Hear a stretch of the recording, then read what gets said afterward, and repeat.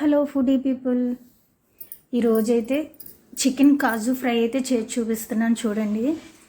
First అయితే chicken బాగా శుభ్రంగా కడుక్కోవాలి. కడిగిన తర్వాత ఉప్పు, పసుపు, అల్లం వెల్లుల్లి పేస్టు, కారం, ఒక లెమన్ అయితే పిండిన తర్వాత అది బాగా మ్యాగ్నేట్ చేసుకోవాలి. బాగా మ్యాగ్నేట్ చేసిన తర్వాత ఒక ½ అయితే మనం దాన్ని పక్కన పెట్టుకోవాలి. అప్పుడే చికెన్ స్మూత్గా మెత్తగా అవుతుంది. అది అందరికీ తెలిసిందే అనుకోండి, కానీ చెప్తున్నా.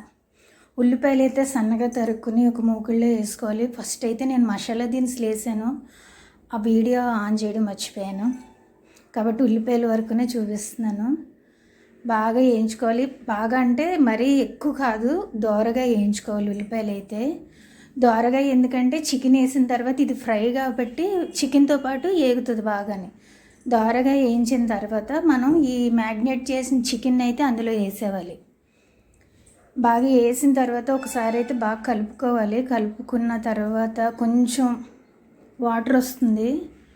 వాటర్ వచ్చిన తర్వాత మళ్ళీ ఒకసారి కలుపుకుని కరివేపాకు, జీడిపప్పు, పచ్చిమిరకాయలు అప్పుడు వేసుకోవాలి. అప్పుడు వేసుకుని మళ్ళీ ఒకసారి కలిపి సిమ్లో పెట్టుకోవాలి. కానీ సిమ్లోనే పెట్టుకోవాలి, ఎందుకంటే మళ్ళీ మాడిపోతుంది కదా.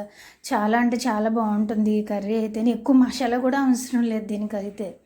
నేను అయితే ఒక చెక్క, ఒక లవంగ వేసాను అంతే, ఇంకేమీ వేయలేదు అందులో. నేను ఆ రెండే వేసా.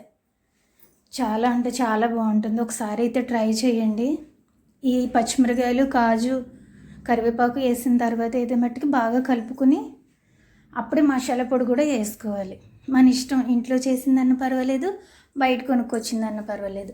నేనైతే బయట కొనుక్కొచ్చిందే వేసాను, ఎందుకంటే ఇంట్లో మసాలా పొడి లేదు అందుకనే. కాకపోతే నేను మసాలా కూడా చాలా తక్కువే వాడతాను, ఎక్కువైతే నేను వాడను. నాన్ వెజ్ కన్నా కూడా ఎక్కువ అల్లం వెల్లుల్లి పేస్ట్ అయితే వాడతా. వేసిన తర్వాత బాగా కలుపుకోవాలి. కలుపుకున్న తర్వాత మళ్ళీ ఒకసారి మూత పెట్టుకోవాలి, ఎందుకంటే ఆ ఫ్లేవర్ అంతా దిగుతుంది కాబట్టి. కరివేపాకు, పచ్చిమిరకాయలు ఫ్లేవర్ అంతా దిగితే మంచి స్మెల్ వస్తుంది బాగా. ఆ వాసనకి తినేవాళ్ళనిపించుద్ది అప్పటికప్పుడే, కాకపోతే ఉడికే వరకు ఉండాలి కాబట్టి. ఓకే, తర్వాత మీ నెయ్యి కానీ నూనె కానీ లాస్ట్లో యాడ్ చేసుకోవాలి, ఎందుకంటే అది పొడి పొడిలాడుతూ వస్తుంది చికెను. నేనైతే నెయ్యే, కాకపోతే ఫ్రిడ్జ్లోంచి తీయడం మర్చిపోయాను, గట్టి రాయిలాగా ఉంది కాబట్టి నేనైతే నూనె వాడాను. ఎక్కువ నెయ్యే వాడతాను ఫ్రైకి అయితేనే.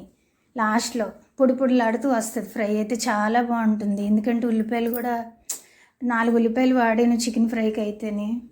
నేను ఉల్లిపాయ కూడా చాలా తక్కువే వాడతాను, కలుపుకోవటానికి ఉండాలి కాబట్టి 4 ఉల్లిపాయలు వేసాను నేనైతే. కొంచెం ఆయిల్ వేసిన తర్వాత బాగా కలుపుకోవాలి. మళ్ళీ కలుపుకున్న తర్వాత చాలా బాగా వస్తుంది, చాలా అంటే చాలా బాగా వస్తుంది. ఒకసారి ట్రై చేయండి, సబ్స్క్రైబ్ చేయండి, లైక్ చేయండి, షేర్ చేయండి.